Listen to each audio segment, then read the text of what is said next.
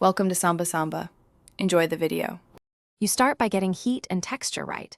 Preheat the oven to 175 degrees C and line a 20 by 20 cm pan so the batter releases cleanly. Melt 180 g dark chocolate with 115 g butter gently. This gives flavor and a glossy crumb. While that cools, whisk 2 eggs with 150 g sugar until pale. The aeration builds structure. Sift 65 g cocoa and 120 g flour into the dry mix to prevent lumps and ensure even incorporation. Once done, you now combine components carefully so you preserve fudginess. Temper a third of the melted chocolate into the eggs, then add the rest.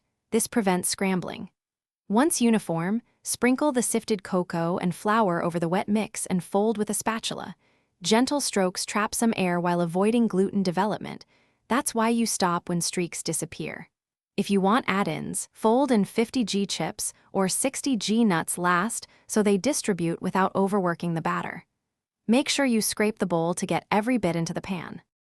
You finish by translating texture into time. Bake for 20 to 25 minutes at 175 degrees C and test with a toothpick. Aim for a few moist crumbs, not wet batter, because residual heat finishes cooking.